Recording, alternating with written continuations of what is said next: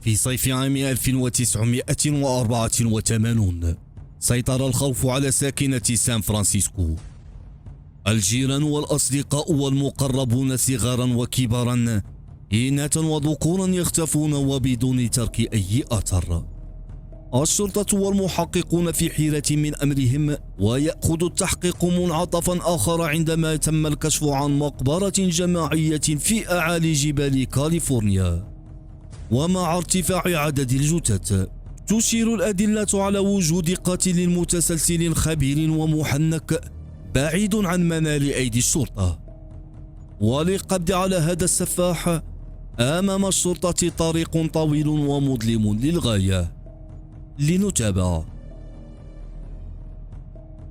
في 2 يونيو من سنة 1985 استجاب شرطي لنداء استغاثة من متجر يتعرض للسرقة من طرف شخصين اثنين. أحدهم غادر المكان وقد رمى ما سرقه في صندوق سيارة كانت مركونة على جانب المتجر، وأما الشخص الثاني فقد حاول تسوية الأمر بدفع مبلغ المسروق، لكن صاحب المتجر رفض. تدخل الشرطي وقام بتوقيف صديق السارق، وعند تفتيش صندوق السيارة تغيرت معاملة الشرطي للموقوف. لقد وجد مسدسا يدويا مزودا بكاتم صوت تم تعديله بشكل غير قانوني. على الفور تم تصفيد الموقوف، وعند فحص أوراق السيارة وجد معها بطاقة تعريف شخصية للهارب. وعبر اللاسلكي أدلى الشرطي بمعلوماته ليأتي الرد صاعقا. تشارلز لينغ، جندي سابق في المشاة البحرية، ولد في هونغ كونغ وأدين في محكمة عسكرية بسرقة أسلحة آلية من قاعدة عسكرية بهاواي، كما سبق له الهروب من سجن عسكري.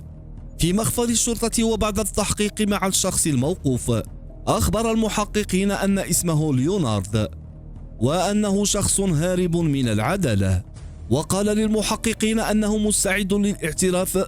وقبل ذلك طلب منهم كأس ماء وورقة لتدوين كل اعترافاته. خرج المحقق من الغرفة وترك ليونارد ديك يدون اعترافاته، وعند رجوعه للغرفة وجد ليونارد ديك ملقى على الأرض ويتخبط كأنه شخص مصاب بالصرع. على الفور تم نقله للمستشفى ليفارق الحياة. لقد انتحر ليونارد. كشف الأطباء بعد تشريحه أنه ابتلع كبسولة قاتلة. وبالرجوع إلى مخفر الشرطة، وبدلا من أن يكتب ليونارد لك اعترافاته في الورقة التي طلبها، وجدوه قد كتب ملاحظة إلى امرأة اسمها لين: عزيزتي لين، أنا أحبك، أنا أسامحك، الحرية أفضل من أي شيء آخر. أنا آسف أمي، باتي والجميع، أنا آسف على كل المتاعب التي سببتها. كل الحب والاحترام لكم. ليونارد ليك. المحققون الآن في حيرة من أمرهم. لماذا انتحر ليونارد ليك؟ ومهما كانت الأسباب التي أدت إلى انتحاره فقد أخذ سره معه للقبر. لكن هناك احتمال أن تجد الشرطة أجوبة لتساؤلاتها عند صديقه الآسيوي الهارب، وعلى الفور تم إصدار مذكرة بحث بخصوصه. وبالرجوع إلى السيارات التي تم حجزها، اتضحت أنها في ملكية شخص آخر يدعى بول كوسنر. والمفاجأة أن هذا الشخص تم الإبلاغ عن اختفائه لمدة تقارب 7 أشهر. استفسر المحققون أخت بول كوسنر التي قامت بالإبلاغ عن اختفائه. أخبرتهم أنه كان على موعد مع شخص ليرى سيارته التي كان يريد بيعها، والتي كان قد وضع إعلانا لها على صحيفة.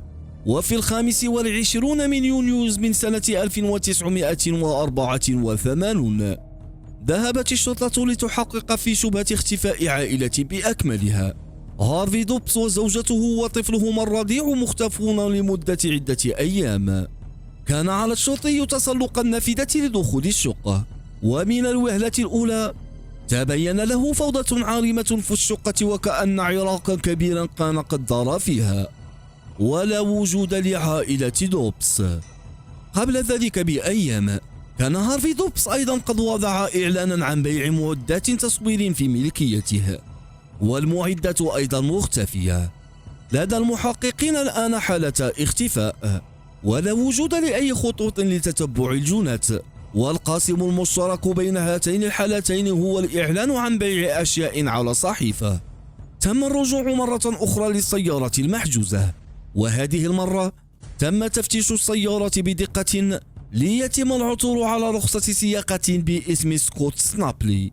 عثروا أيضا على صاعق كهربائي وعلى رصاصات حية، كما عثروا على ثقب رصاصة في سقف السيارة. وجدوا أيضا فاتورة كهرباء باسم سيدة تدعى كلارلين. وعند رش السيارة بمادة كيميائية تتفاعل مع الدم، ظهرت بقع دم على المقعد الأمامي. الآن المحققون مقتنعون أنهم لن يجدوا بول كوستنر على قيد الحياة. وفي اليوم الموالي توجهت الشرطة إلى بيت والدة المنتحر ليونارد ليك. تفاجأت الشرطة بوجود صاحبة فاتورة الكهرباء كلارلين مع أم ليونارد ليك، ليعلموا بعدها أنها زوجته السابقة. تم سؤالها عن العنوان الموجود على الفاتورة وسبب وجود الفاتورة في السيارة. أجابتهم أن العنوان هو لمقصورة تمتلكها عائلتها، وقد كان ليونارد ليك يكتريها منها. وفي اليوم الموالي ذهب المحققون رفقة كلارلين وأم ليونارد لتفتيش المقصورة. لاحظ المحققون بناء على شكل غرفة صغيرة قريبة من المقصورة، وعندما طلبوا من كلارلين السماح لهم بتفتيشها رفضت وقالت أنها لا تملك مفتاح تلك الغرفة، كما أن مذكرة التفتيش صريحة للمقصورة فقط. وعند بدء التفتيش لاحظ المحققون وجود ثقوب محفورة على أعمدة السرير والأرض، ويبدو أنها مصممة لربط شخص ما على السرير. كما وجد المحققون أجهزة تصوير، وعلى الفور ربطوها بالأجهزة التي سرقت من عائلة هارفي. وعند هذه النقطة بدأ التوتر يظهر على كلارلين. غادر المحققون المكان، ولكنهم تحفظوا على المقصورة ومنعوا أي أحد الدخول إليها حتى استكمال التحقيق. وبعد مدة عاد المحققون ومعهم الآن مذكرة تفتيش لكل الممتلكات الموجودة حول المقصورة. بدأوا في الأول بتفتيش البناء الذي منعتهم كلارلين الدخول إليه.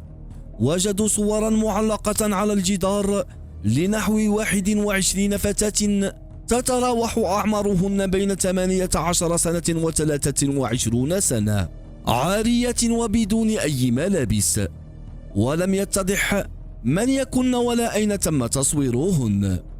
كان المحققون متخوفون أن يكونوا على خطى قاتل متسلسل يحتفظ بتذكار من ضحاياه. وقريبا ومن الغرفة المشؤومة لاحظ المحققون أن الأرض مشوهة بسلسلة من الحرائق، كما وجدوا بقايا عظام، وإن ثبتت أنها فعلا بقايا بشرية فقد حاول أحدهم إخفاء رعب لا يوصف.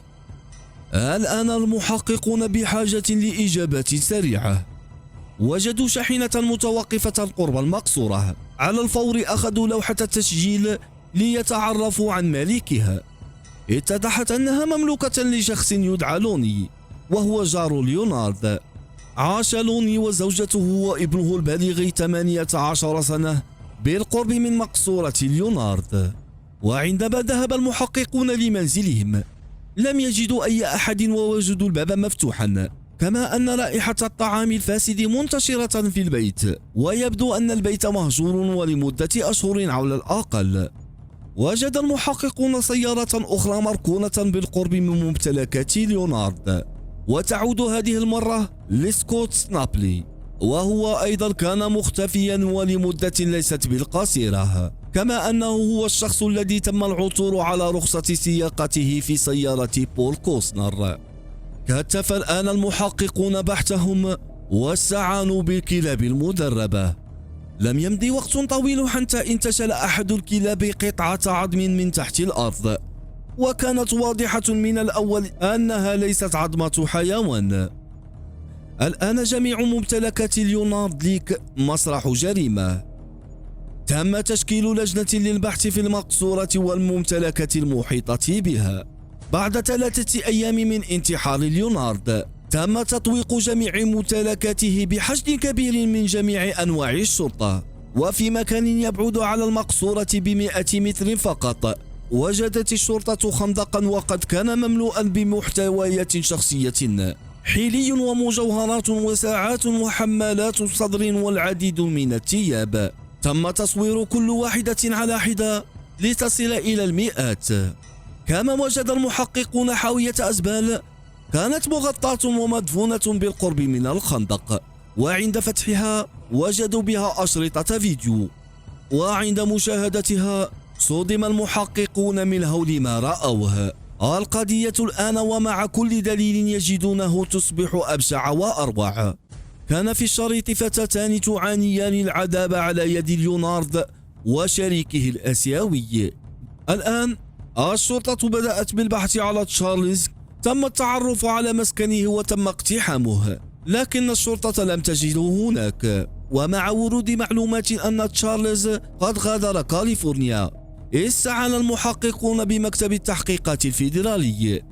تم إطلاق حملة كبيرة للعثور على الآسيوي، وعلى الفور جاءت معلومات من مطار سان فرانسيسكو تؤكد أن راكبا يتناسب مع وصف تشارلز قد استقل طائرة متجهة إلى شيكاغو تحت اسم مايك. وقد كان تشارلز خبير في الاختباء، لأنه سبق له أن فر من سجن واختبأ لمدة ليست قصيرة، وكانت له شبكة واسعة من الأصدقاء الذين كان يمكنهم مساعدته. تم وضع اسم تشارلز على قائمة 10 الأوائل المطلوبين للعدالة.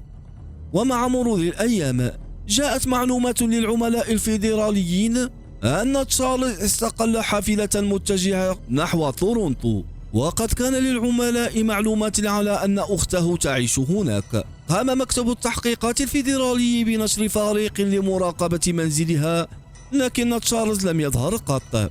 القاتل المتسلسل الآن يتجول حرا طليقا في كندا. أصبحت الآن القضية قضية رأي عام. تم السماح لوسائل الإعلام بتصوير مسرح الجريمة وجميع ممتلكات ليونارد، كما تم إطلاع وسائل الإعلام على صور 21 شابة لعل أحدهم يتعرف عليهم. جاءت النتائج إيجابية، تم التعرف على أغلبهم. وفي 6 من يونيو من سنة 1985 تقدم شخص إلى مكتب الشرطة الكندي يخبرهم بأنه رأى شخصا ينام في الغابة تتطابق أوصافه مع صورة رآها على ملصق مطلوب للعدالة، وهي لتشارلز. وفور وصول الشرطة كان تشارلز قد غادر المكان. وفي وقت لاحق ارتكب الآسيوي خطأ كان مكتب التحقيقات الفيدرالي ينتظرونه. اتصل صاحب متجر بالشرطة يطلب منهم القدوم لأن شخصا قام بسرقة ولم يغادر المتجر بعد. تصارع حارس أمن المتجر مع تشارلز ليخرج الأخير مسدسا ويصيب حارس الأمن في يده، ومع ذلك لم يستسلم حارس الأمن لتصل الشرطة وتلقي القبض على تشارلز. الآن تشارلز محكوم عليه ب4 سنوات في كندا بتهمة محاولة القتل، ولكي يتم إعادته للولايات المتحدة عليه استكمال مدة سجنه. وأخيرا تم إعادة تشارلز إلى كاليفورنيا في 26 من سبتمبر من سنة 1991. تم اتهامه ب12 جريمة قتل، وتمت الاستعانة بأشرطة الفيديو كدليل ملموس على جرائمه. وفي 24 من فبراير من سنة 1999 وبعد 3 أسابيع من التداول والتشاور للمحلفين وجدت أن المتهم مذنب في 11 جريمة قتل من الدرجة الأولى، وحكم على تشارلز بالإعدام ليصدر الستار على تاريخ أكبر جريمة في ولاية كاليفورنيا.